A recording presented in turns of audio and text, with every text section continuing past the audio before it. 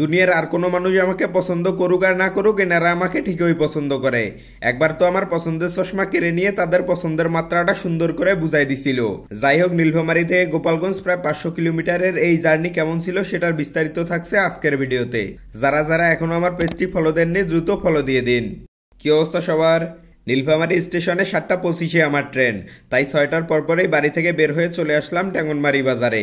নীলফামারী এখান থেকে 12 কিলোমিটারের পথ, তাই একটা সিএনজিতে উঠে গেলাম নীলফামারী যাওয়ার জন্য। সিএনজিতে উঠে কিছু দূর যেতেই রাস্তার পাশে দেখা মিলল এই ইটভাটার। এসব ইটভাটার ক্ষতিকর উপাদান বাতাসের সাথে মিশে আমাদের রেসপিরেটরি সিস্টেমকে ব্যাপক ক্ষতিগ্রস্ত করে। যদিও আমি এসবের কোনো এক্সপার্ট পারসন না, তবে আমরা প্রায় সবাই জানি ইটভাটা পরিবেশের জন্য ব্যাপক ক্ষতিকর। যাই হোক, চলতে চলতে নীলফামারীর আনন্দবাবুর পুলে এসে সিএনজি থেকে নেমে উঠে গেলাম রিকশায়। সন্ধ্যার নীলফামারী কেমন যেন মায়া ছড়াচ্ছে, আর আকাশটাও এত সুন্দর লাগতেছে যেটা বলার মতো না। রিকশায় সবকিছু উপভোগ করতে করতে চলে আসলাম নীলফামারী স্টেশনে।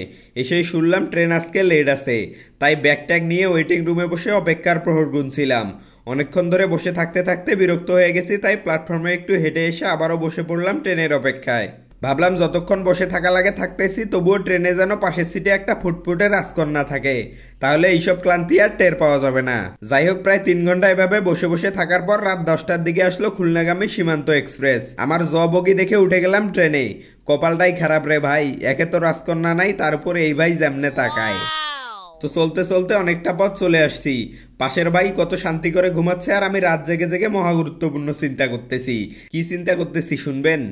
চিন্তা করতেছি টিকটকার মামুন ভাই কি আবারও লায়লা আপুর জীবনে ফিরবে, নাকি লায়লা আপু এভাবেই সারা জীবন কেঁদে কেঁদে বলবে ফিরে আসো মামুন ফিরে আসো। তারপর ওনাদের লেটেস্ট আপডেট দেখার জন্য আবারও মোবাইলে চোখ দিলাম।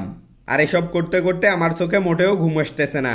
কিভাবে ঘুমানো যায় ভাবতে ভাবতে পাশের ভাইকে দেখে আবিষ্কার করলাম কালো চশমা পরে ঘুমানোর ব্যাপারটা। কারণ আমি ট্রেনে উঠছি থেকেই দেখতেছি উনি ঘুমাচ্ছেন, তাই আমিও কালো চশমা পরে ঘুমানোর চেষ্টা করলাম। না রে ভাই, আমার তো ঘুম আসতেছে না। যাই হোক, তারপর চলে আসলাম ঈশ্বরদীতে।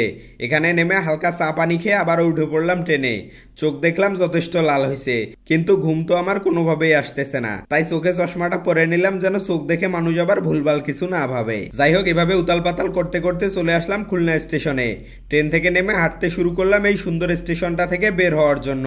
তারপর স্টেশন থেকে বের হয়ে অটোতে উঠলাম সোনাডাঙ্গা বাস স্ট্যান্ডের উদ্দেশ্যে। ওখানেই মূলত গোপালগঞ্জের বাসগুলো পাওয়া যায়।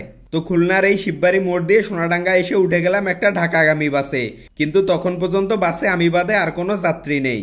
বাসটি ঢাকা যাবে আর আমি নামবো গোপালগঞ্জের ঘোনাপাড়া মোড়ে। অল্প সময়ের মধ্যেই বাস মোটামুটি ফিল আপ হয়ে গেছে। আর এক ছোট ভাইকে দেখলাম তার যাত্রায় তার শখের পাখিগুলোকেও সাথে নিছে। তো যাই হোক, এভাবে বাসে প্রায় ঘন্টাখানেকেরও বেশি সময় ব্যয় করে চলে আসলাম ঘোনাপাড়ায়। এখান থেকে সিএনজিতে উঠে যাব আমার ভার্সিটি। আমার এই পুরো যাত্রায় 7টা গাড়িতে উঠলাম, আর ট্রেনে 3 ঘন্টা লেট সহ প্রায় 14 থেকে 15 ঘন্টা গাড়িতেই কাটিয়ে দিলাম। তো এই যে কথা বলতে বলতে চলে এসেছি আমার ভার্সিটির সামনে। তারপর অটো থেকে নেমে এই সবুজ শ্যামল রাস্তা দিয়ে কিছুক্ষণ হেঁটে চলে আসলাম আমাদের ফ্ল্যাটে।